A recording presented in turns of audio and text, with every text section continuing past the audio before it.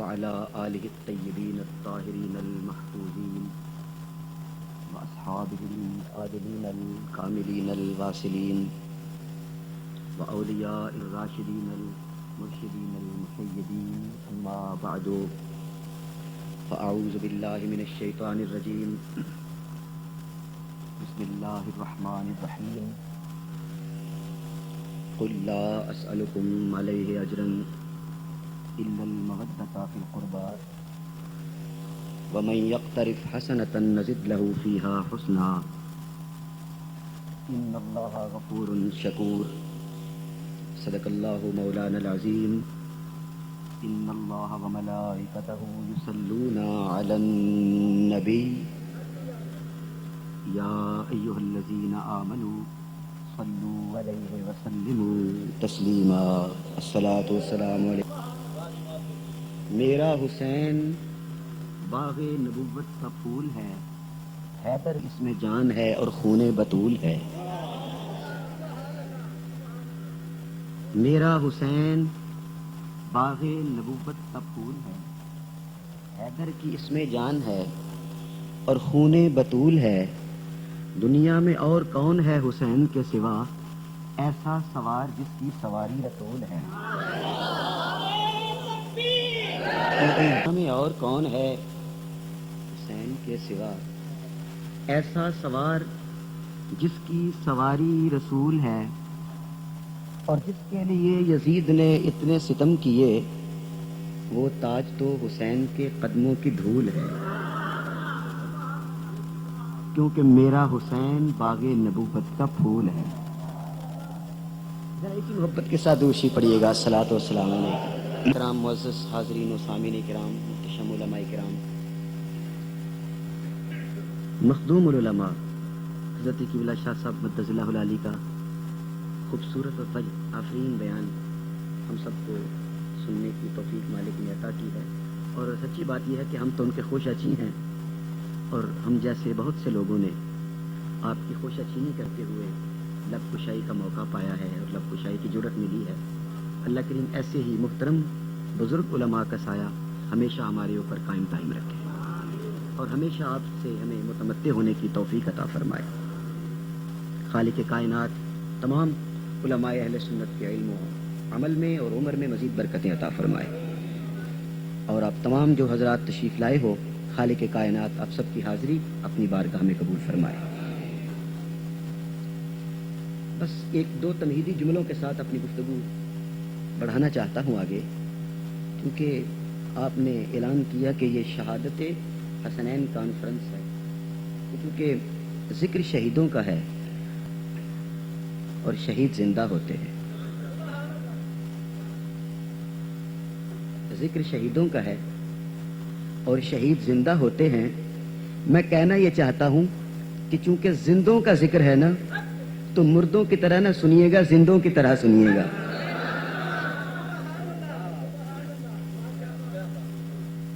ذرا میری گفتگو آہستہ آہستہ آپ تک پہنچے گی، چونکہ یہ شہیدوں کا ذکر وہ زندہ ہے، ان کا ذکر جو ہے وہ زندوں کی طرح ہونا چاہیے. خالق کائنات نے قرآن مجید میں سرکار دو عالم کی زبان پاک سے اعلان کروایا ہے، وہ میں آپ تک پہنچاتا ہوں تاکہ میں اپنی منزل پر پہنچ سکوں. سرکار دو عالم کی زبان پاک سے اعلان کروایا جا رہا ہے. قل، اے محبوب آپ ان سے کہیے، لا اسألکم علیہ اجرا، میں تم سے اس پر کوئی اجر، کوئی معاوضہ، کوئی قیمت طلب نہیں کرتا. علیہ، اس پر. میں ایک ایسا لفظ کہوں گا کہ پھر تو آپ سارے سبحان اللہ کہو گے. بس اگر توجہ کرو گے تو جملہ آپ کے ذہنوں میں آ جائے گا. اے میرے محبوب ان سے کہیے، لا اسألکم علیہ، میں تم سے طلب نہیں کرتا، سوال نہیں کرتا، اجرن، کسی اجر کا، کسی قیمت کا میں تم سے مطالبہ نہیں کرتا. علیہ، اس پر. اگر نبی نے دیا ہی کچھ نہیں تو علیہ سے مراد کیا ہے؟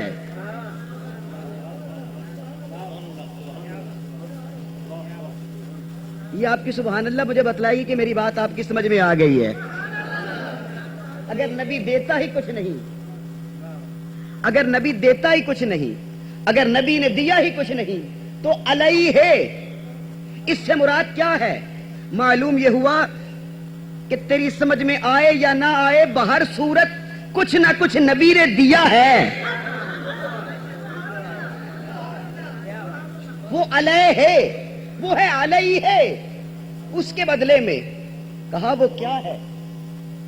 کہا تم گمراہی کی ضلالت میں پھنسے ہوئے تھے، ہم نے تمہیں ایمان کا راستہ بتلا دیا، تم کفر کے اندھیروں میں بھٹک رہے تھے، ہم نے تمہیں وحدہ لا شریک رب تک پہنچا دیا، تم انسان ہونے کے باوجود ننگے انسان تھے، ہم نے تمہیں دین کی راہ پہ چلا کے فخر ملائکہ بنا دیا، اور اس منزل پر پہنچانے کے لیے مجھے سختیاں بھی سہنا پڑی، تکلیفیں بھی اٹھانا پڑی، گالیاں بھی کھانا پڑی، لہو لہان بھی ہونا پڑا، دانت بھی شہید کرانا پڑے، علیہ ہے۔ اس سب کچھ کے بدلے میں لا اسألکم علیہ اجرا، میں تم سے کچھ نہیں مانگتا الا المودۃ فی القربى، اتنی تلقین کرتا ہوں کہ علیہ کے بدلے میں میری آل سے پیار کرنا،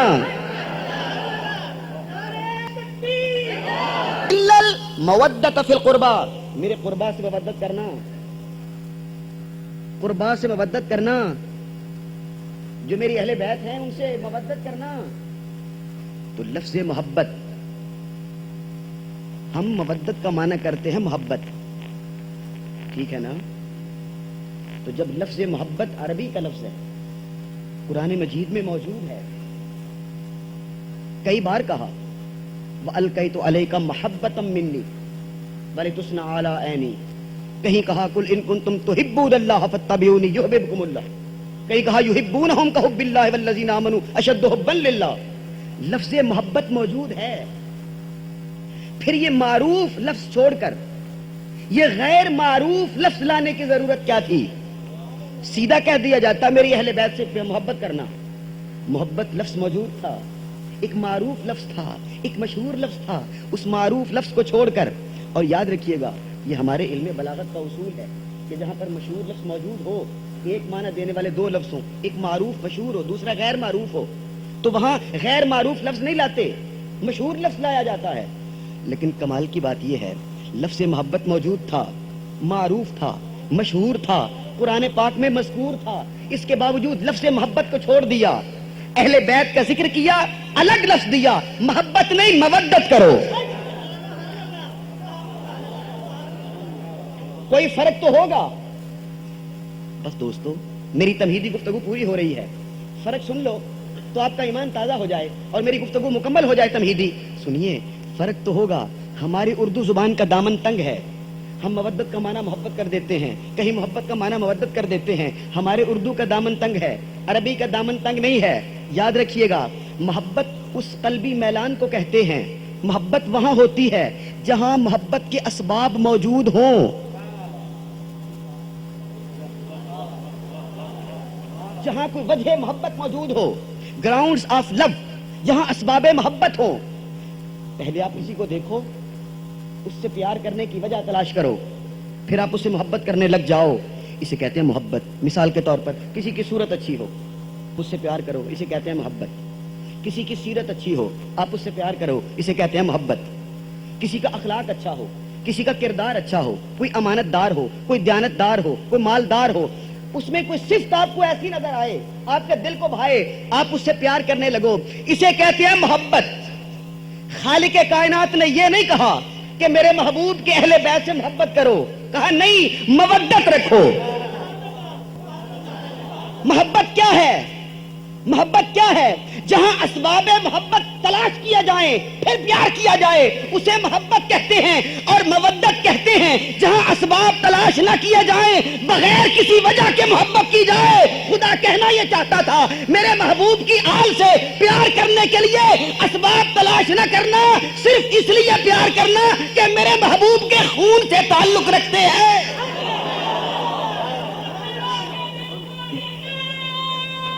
آپ کے ذوق کو مزید برکت عطا کرے. کہا اہل بیت اطہار سے پیار کرنے کے لیے کسی وجہ محبت کی ضرورت نہیں ہے، بس یہی کافی ہے کہ وہ خون رسول ہیں. اچھا میرا خیال ہے شاید میں بات واضح نہیں کر سکا. سنیے صاحبان محترم، میں بات واضح کرنے کے لیے بات آگے بڑھاتا ہوں.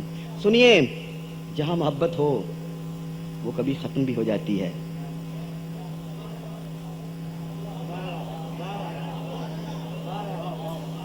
کب؟ جب اسباب محبت ختم ہو جائیں. اسباب محبت ختم ہوئے، محبت ختم ہو گئی. کسی صورت اچھی تھی آپ پیار کرتے تھے، صورت بگڑ گئی، محبت ختم ہو گئی. سیرت اچھی تھی آپ اس سے پیار کرتے تھے، لیکن اس کا کوئی ایسا عیب آپ کی نظروں کے سامنے آیا، محبت نفرت میں بدل گئی. میاں بیوی کی محبت ہوتی ہے، لیکن کبھی ایسا معاملہ ہوتا ہے بات طلاق تک جا پہنچتی ہے. بھائیوں کی آپس میں بڑی محبت ہوتی ہے، لیکن کبھی ایسا معاملہ بھی ہوتا ہے ایک دوسرے کی شکل دیکھنا گوارا نہیں کرتے ہیں. محبت تھی، ختم ہو گئی. اسباب محبت ختم ہوئے، محبت ختم ہو گئی. مودت ختم نہیں ہوتی. اب میں کس کو تقریر سناؤں؟ محبت ختم ہو جاتی ہے، مودت ختم نہیں ہوتی. کیوں؟ بغیر اسباب کے ہے. خدا بتلانا یہ چاہتا تھا اہل بیت سے محبت نہیں مودت رکھو. محبت ختم ہو جاتی ہے، مودت ختم نہیں ہوتی. تو مر جائے گا، قبر سے نکلے گا، پھر بھی تو غلام حسین ہوگا، وہ تیرا آقا قرار پائے گا.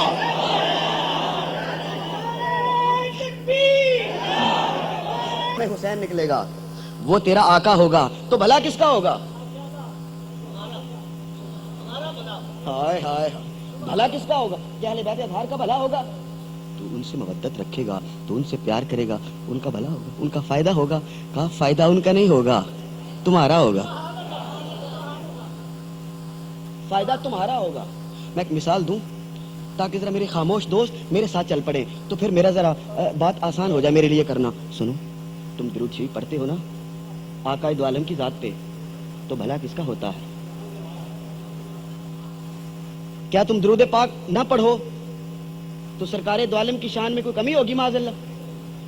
وہ آقا تمہارے درود کا محتاج نہیں ہے، اس کا تو خدا درود بھیجتا ہے. فرشتے درود بھیجتے ہیں، خدا فرشتے چھوڑو، پتھر درود پڑھتے ہیں.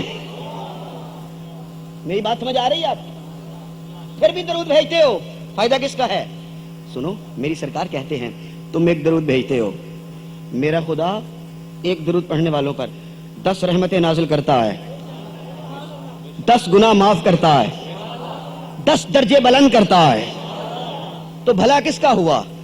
ہمارا ہوا نا. کہا الا المودۃ فی القربى، میرے محبوب کے اہل بیت سے پیار کرنا، اور یہ مت خیال کرنا بھلا ان کا ہوگا فائدہ ان کا ہوگا. نہ، پیار کرو تم، بھلا بھی تمہارا ہوگا، تمہارا فائدہ ہوگا، تمہارا بھلا ہوگا. کیسے؟ میں کوئی نئی آیت نہیں پڑھوں گا، قرآن مجید پڑھتا ہوں، نئی آیت نہیں پڑھوں گا، اسی آیت کو پورا کرتا ہوں. قل لا اسألکم علیہ اجرا الا المودۃ فی القربى ومن یقترف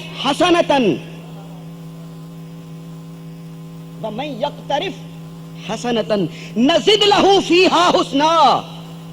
تم اہل بیت سے پیار کرو گے، اس کا پہلا فائدہ یہ ہوگا وَمَن يَقْتَرِفْ حَسَنَةً، جو نیکی بھی لاؤ گے نزد لہ فیہا حسنا، تمہارا خدا اسے دگنا کر دے گا. پڑھیے قرآن مجید، ترجمہ کھول کے پڑھیے گا سورہ شورا کا. کہا وَمَن يَقْتَرِفْ حَسَنَةً نَزِدْ لَهُ فِيهَا حُسْنًا، جو نیکی بھی لاؤ گے ہم دگنا کر دیں گے. تو کیا صرف نیکی دگنی کریں گے؟ وَمَن يَقْتَرِفْ حَسَنَةً نَزِدْ لَهُ فِيهَا حُسْنًا إِنَّ اللَّهَ غَفُورٌ. ہائے، ان اللہ غفور، غفور گناہ معاف کرنے والا. بے شک اللہ گناہ معاف کرنے والا ہے. کیا مطلب؟ اگر نیکی لاؤ گے تو دگنا کر دیں گے، اگر گناہ تیرے دامن میں ہوں گے تو انہیں معاف کر دیا جائے گا. تو کیا صرف نیکی کو دگنا کیا جائے گا؟ کیا صرف گناہوں کو معاف کیا جائے گا؟ آیت پوری سن لو. وَمَن يَقْتَرِفْ حَسَنَةً نَزِدْ لَهُ فِيهَا حُسْنًا إِنَّ اللَّهَ غَفُورٌ شَكُورٌ. محبت سے بولیے, سارے بولیے, پورا قرآن پاک پڑھیے. وہ کہتا ہے ان اللہ غفور الرحیم, ہر جگہ پہ غفور الرحیم, یہاں کہتا ہے غفور شکور. وہ گناہ معاف کرنے والا ہے اور شکور ہے. کیا مطلب؟ اہل بیت سے پیار کرنے والے, اگر تو نیکی لائے گا اسے دگنا کیا جائے گا, اگر تیرے پاس گناہ ہوں گے انہیں معاف کیا جائے گا, اور صرف تیرے گناہوں کو معاف ہی نہیں کیا جائے گا, ان اللہ غفور شکور, قیامت کے روز تیرا شکریہ بھی ادا کیا جائے گا. ان اللہ غفور شکور, تیرا شکریہ بھی ادا کیا جائے گا کہ تو میرے محبوب کی آل سے پیار کرتا تھا, تو نے اہل بیت اطہار سے پیار کیا, تیرا شکریہ بھی ادا کیا جائے گا. ایک بار درشی پڑھیے گا, الصلاۃ والسلام. میری بات پہنچی. حضرت قبلہ شاہ صاحب سنا رہے تھے حضرت سرکار امام حسن پاک مجتبیٰ کا وہ ایک قصہ, اور خوبصورتی کے ساتھ بیان فرما رہے تھے. وہ تو نہیں کہا تھا میں آپ کو لے آیا چھوٹے شہزادے کی ذات پاک پر, اور ایک محبت کا چھوٹا سا 2 منٹ کے, میں واقعہ نگاری نہیں کرتا ہوں, لیکن میرا بس جی چاہا ہے کہ میں بھی ایک چھوٹا سا واقعہ بیان کر کے پھر واپس لاؤں آپ کو. اور میں آپ کو شہادت حسنین کریمین پہ بھی لاتا ہوں, لیکن بس میرے جی میں آیا ہے کہ میں بھی ذرا یاد تازہ کر دوں. سنیے صاحبان محترم, حضرت امام حسن مجتبیٰ کا ذکر فرما رہے تھے نا, اور یہ اندر سے آواز حضرت بی بی پاک نے سنی ہے مسجد کے باہر گراؤنڈ میں, صحن میں, دروازے پر. یہ سرکار دو عالم کی آواز آ رہی ہے امام حسن مجتبیٰ کو, اے حسن پکڑ لو, حسین کو پکڑو, بازو سے پکڑو, زور لگاؤ, کھینچو, ٹانگ پکڑو, گرا دو, اوپر چڑھ جاؤ, کھینچو, زور لگاؤ.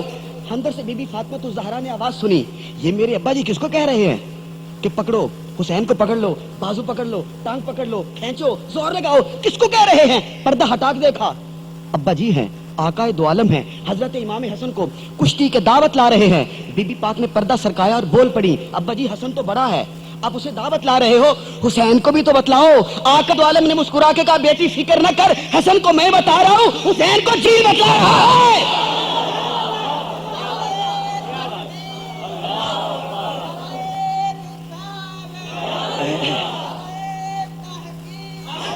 صاحبان محترم, اور یاد رکھیے صاحبان محترم, یہ اہل بیت اطہار کی مودت کو اتنا ہمارے لیے لازم کیوں کیا؟ میں گفتگو کا رخ موڑنے لگا ہوں. یہ اہل بیت اطہار کی محبت کو مودت کیوں قرار دیا, ہمارے ایمان کا حصہ کیوں بنایا؟ اور میں آخر میں ایک جملہ آخر میں کہوں گا, پھر ساری گفتگو کا ربط آپس میں قائم ہو جائے گا. لیکن میرے دوستو, میں ذرا بات کا رخ موڑنا چاہتا ہوں, میری جان پوری توجہ کے ساتھ میرا یہ جملہ سنیے گا. یہ ان کی اہل بیت اطہار کے پیار کو ہمارے ایمان کا حصہ کیوں بنایا جائے؟ یہ اتنی اہمیت کیوں دی جا رہی ہے؟ شاہ صاحب بیان کر رہے تھے, کبھی کندھوں پہ اٹھایا جا رہا ہے, کبھی گردن پہ بٹھایا جا رہا ہے, کبھی کمرے مبارک پہ اٹھایا جا رہا ہے, کبھی سادات کے خطاب دیے جا رہے ہیں. یہ کیا راز ہے؟ یہ مسجد مدینہ ہے, کوئی بچوں کے کھیل کا میدان نہیں ہے. آقا دو عالم سے پوچھ لیں, یا رسول اللہ نواسا ہی تو ہے, اتار دیں, نماز پوری کر لیں, نواسا ہی تو ہے, کیا حرج ہے, دوسری بار کیوں بیٹھنے دیتے ہو؟ یہ مسجد مدینہ ہے, مسجد نبوی ہے اور محراب ہے, کوئی بچوں کے کھیل کا میدان نہیں ہے. میری سرکار تم ایک ہی آواز دیتے ہوئے نظر آئیں گے, تم صرف نواسا دیکھتے ہو, میں بنا لا الہ دیکھ رہا ہوں. یہ محبتوں کا مرکز کیوں بنایا جا رہا ہے؟ تو میرے دوستوں, اصل بات یہ ہے, یہ دونوں شہزادے صرف میری سرکار کے جمال کا ہی مظہر نہیں ہیں. بس میری ایک جملے کے ساتھ گفتگو کا رخ پلٹ جائے گا. یہ صرف میری سرکار کے جمال کا ہی مظہر نہیں ہے, میرے حضور کے کمالات کا بھی مظہر ہیں. میں بڑے اہم مسئلے پہ آپ کو لے آیا ہوں. آپ ہو گئے ہم تیری بات شاید سمجھے نہیں ہے.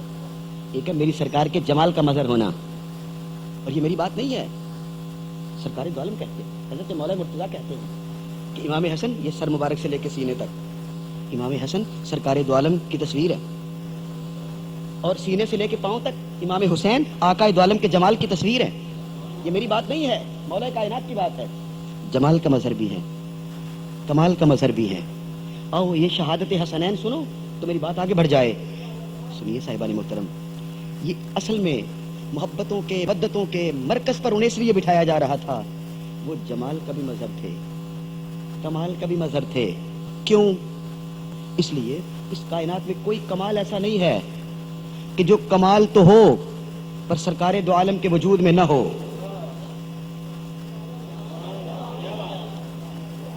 کوئی کمال ایسا نہیں ہے کہ جو کمال تو ہو پر آقا دو عالم کے وجود میں نہ ہو. اور جتنے نبیوں کو کمالات ملے ہیں، صفات ملے ہیں، فضائل ملے ہیں اور خصائل ملے ہیں، وہ سرکار دو عالم کے وجود میں ہیں. اور اپنے من کی بات ہے، یہ نہیں ہے کہ پہلے ان کو ملے ہیں پھر حضور کو ملے ہیں. نہیں، پہلے حضور کو ملے ہیں پھر تقسیم ہوئے ہیں. کیا شہادت کمال نہیں ہے؟ کیا شہادت کمال نہیں ہے؟ تو کیا سرکار دو عالم صلی اللہ علیہ وآلہ وسلم کے وجود میں اگر یہ شہادت کا کمال نہ ہوتا تو وجود مصطفیٰ شہادت کے کمال سے خالی ہو جاتا. لیکن کمال کی بات یہ ہے، وجود مصطفیٰ ایک ہے، شہادت کی قسمیں دو ہیں. ایک شہادت سری ہے، ایک شہادت جہری ہے. اور تیسرا جملہ کہنے لگا ہوں، اگر شہادت سری دی جاتی تو شہادت جہری سے وجود مصطفیٰ خالی ہو جاتا. اور ایک فیصلہ بھی خالق کائنات نے کیا ہوا ہے، واللہ یعصمک من الناس، تیرا خدا تجھے لوگوں سے محفوظ رکھے گا. تو اب اگر حضور شہید ہو جاتے وعدہ الہی ختم ہو جاتا. اگر شہادت سری دی جاتی تو وجود مصطفیٰ شہادت جہری سے خالی ہو جاتا، خدا کا وعدہ بھی ٹوٹ جاتا. اگر شہادت جہری دی جاتی سرکار دو عالم کا وجود شہادت سری سے خالی ہو جاتا، وعدہ الہی بھی ٹوٹ جاتا. اب خالق کائنات نے وجود مصطفیٰ تو ایک تھا، شہادتیں دو تھیں، شہادت بھی دینی تھی، اپنے وعدے کو قائم بھی رکھنا تھا. میں بہت تیزی کے ساتھ بات آگے بڑھانا چاہتا ہوں. کیا کیا؟ دو شہزادے دیے، کہا تیرے جمال کا مظہر بھی ہیں، تیرے کمال کا مظہر بھی ہیں. شہادت سری کا آغاز سرکار دو عالم کے وجود سے کیا. شہادت سری پتہ نہ چلے کیسے شہید ہو گئے. شہادت سری کا آغاز حضور کے وجود سے کیا. خیبر سے واپسی پر وہ زینب بنت حارث نے، یہودیہ عورت تھی، اس نے زہر آلود گوشت پیش کیا. آقا دو عالم نے ایک بوٹی اٹھائی، منہ میں رکھی، کھا لی. توجہ مالک نے اپنی جانب کر لی. بوٹی اٹھائی، اللہ نے توجہ اپنی جانب کر لی، بوٹی کھا لی. توجہ اپنی جانب رکھی، کیوں؟ تاکہ بوٹی کھا لے. اگلا لقمہ اٹھانے لگے، توجہ واپس پلٹی. گوشت نے کہا سرکار مجھے نہ کھائیے، میرے اندر گوشت، میرے اندر زہر ہے. توجہ ہے میری بات؟ رکھ دیا. جو سرکار دو عالم کے سامنے بیٹھے صحابی کھا رہے تھے، بشر بن برا، وہ شہید ہو گئے، وہ فوت ہو گئے تھے. انہی کے قصاص میں اس یہودی عورت کو قتل کر دیا گیا تھا. ایک لقمہ کھا لیا، شہادت سری کا آغاز ہو گیا. صرف سرکار کی جان، روح نہ نکلنے دی تاکہ وعدہ قائم رہے، وعدہ قائم رہے. اور شہادت جہری آغاز کر دیا. کہاں؟ احد کے میدان میں. جنگ ہو رہی ہے، حملے ہو رہے ہیں، ایک پتھر لگا دندان اقدس پہ، دانت مبارک کا کنارہ شہید ہوا. تو یاد رکھیے گا ہمارا مسلک یہ بھی ہے کہ سرکار دو عالم کا کوئی دانت جڑ سے نہیں نکلا ہے. جڑ سے دانت کا نکل جانا یہ عیب ہوتا ہے، اور سرکار دو عالم بے عیب ہیں. حضور بے عیب ہیں. آپ کہو گے کیا ہوا؟ یہ میری بات نہیں ہے، یہ حضرت مسلم شریف کی شرح امام نووی جو لکھتے ہیں ساتھ حاشیہ، اس پر بھی لکھا ہو. وہ صرف میری جانب دیکھیے، دانت مبارک کا ایک کنارہ الگ ہوا، وہ بھی اس شان سے الگ ہوا کہ جیسے سچے موتی کا کنارہ الگ ہو، شعائیں زیادہ ہو جاتی ہیں. کہتے ہیں کنارہ الگ ہوا، حضور کے نور میں اور اضافہ ہو گیا تھا. یعنی کنارہ الگ کر کے بھی حضور کی زینت میں، حضور کے چہرے پاک کی زینت میں مزید اضافہ کر دیا گیا. لیکن حملہ ہوا، جسم کا ایک عضو جدا ہوا، خون نکلا، شہادت جہری کے سارے کام پورے ہوئے، صرف روح نہ نکلنے دی تاکہ وعدہ الہی قائم رہے. بات مکمل ہونے لگی ہے. تاکہ وعدہ الہی واللہ یعصمک من الناس، وہ وعدہ پورا رہے. تو شہادت سری کا آغاز بھی وجود مصطفیٰ سے ہو گیا، شہادت جہری کا آغاز بھی وجود مصطفیٰ سے ہو گیا. اب شہادت کی تکمیل اور شہادت کا ظہور کب ہوا؟ دو شہزادے دیے، دونوں سرکار دو عالم کے جمال کی تصویر ہیں، الگ الگ ہیں، اگر جمع کیا جائے تو پورا وجود مصطفیٰ بنتا ہے. حضرت امام حسن کو شہادت سری عطا کی، حضرت امام علی مقام امام حسین کو شہادت جہری عطا کی. دونوں شہزادوں کو الگ الگ شہادتیں دی ہیں، شہادت سری دی ہے، شہادت جہری دی ہے، لیکن حقیقت میں ظاہری طور پر دونوں شہزادوں کی شہادت بنتی ہے، اصل میں دونوں شہادتیں مل کر شہادت مصطفیٰ بنتی ہے. اس لیے حضور کہتے ہیں حسین مجھ سے ہے، میں اس سے ہوں. کیا مطلب؟ یہ میرا نواسا ہے، یہ مجھ سے ہے، میں اس سے ہوں، میرے کمالات کی تکمیل اس سے ہو رہی ہے. اس لیے کہا میرے کمالات کی تکمیل اس سے ہو رہی ہے. تو چونکہ سرکار دو عالم کے کمالات کی تکمیل حضرت امام حسین علی مقام سے ہو رہی ہے، اور کس پیغام کے ساتھ ہو رہی ہے. اب یہ 3 4 5 پیغام میں ایک مختصر سے دوں گا تاکہ میری حاضری کا مقصد پورا ہو جائے. یہ امام حسین پیغام کس شان کے ساتھ دے رہے ہیں، یہ سنتے جاؤ تو بات آگے چل نکلے. یہ مدینہ پاک سے رخصت ہونے لگے، جب یزید نے جب پیغام بھیجا تو مدینہ پاک کا گورنر کون تھا؟ ولید بن عقبہ. پیغام بھیجا یزید نے کہ امام علی مقام سے بیعت لی جائے، اور اگر بیعت نہ کریں تو شہید کر دیا جائے. پیغام پہنچا حضرت امام علی مقام کو کہ ولید بلا رہا ہے. آپ گئے گورنر ہاؤس میں، بڑی توجہ کے ساتھ میری یہ بات سنیے گا. گورنر ہاؤس پہنچے، جی یزید نے بیعت کا مطالبہ کیا ہے. امام علی مقام نے کہا یہ بیعت بچوں کا کھیل نہیں ہے کہ جسے چھپ کے کیا جائے. تو مجمع عام سے ہم سے بیعت طلب کرنا اور ہم وہاں جواب دیں گے. اتنا کہا، مروان نے پیچھے سے کہا ابھی پکڑ لو، شہید کر دو، باہر نکلے گا بغاوت پھیلے گی. امام حسین باہر تشریف لائے، مدینہ کو چھوڑ دیا.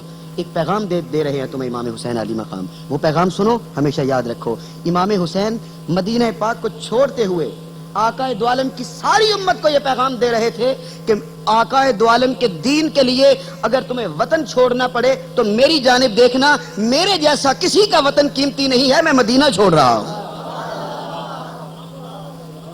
میں مدینہ چھوڑ رہا ہوں. شاید آپ وہاں نہیں پہنچے جو میں آپ کو لانا چاہتا تھا. کیا مطلب؟ کہ تم سب سے پہلے ملک کی بات کرتے ہو.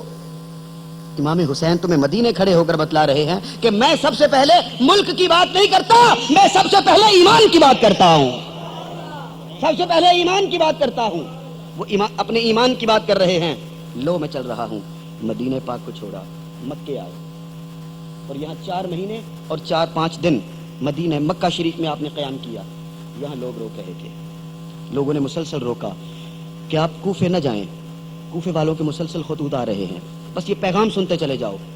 کوفے والوں کے خطوط آ رہے ہیں، آئیے آئیے ہمارے پاس تشریف لائیے، ہم آپ کی بیعت کریں گے، ہم یزید کی بیعت کی غلامی سے نکلنا چاہتے ہیں، آئیے، اسلام کی سرحدوں کو ختم کیا جا رہا ہے، اسلام کی اصل حقائق کو مسخ کیا جا رہا ہے، آپ تشریف لائیے. امام پاک جانے کا ارادہ کرتے ہیں. حضرت عبداللہ ابن عباس روکتے ہیں، حضرت عبداللہ ابن زبیر روک رہے ہیں، حضرت عبداللہ ابن عمر روک رہے ہیں. نہ جائیے. امام پاک جانے کے لیے تیار ہوئے. وہ کہتے تھے نہ جائیے، یہ کوفے والے بے وفا ہیں، یہ ظالم ہیں، یہ آپ کو شہید کر دیں گے، ان کے دل تو آپ کے ساتھ ہو سکتے ہیں، تلواریں آپ کے ساتھ نہیں ہو سکتی ہیں. امام پاک کا ایک جواب تھا، مجھے جانا پڑے گا عصمت اسلام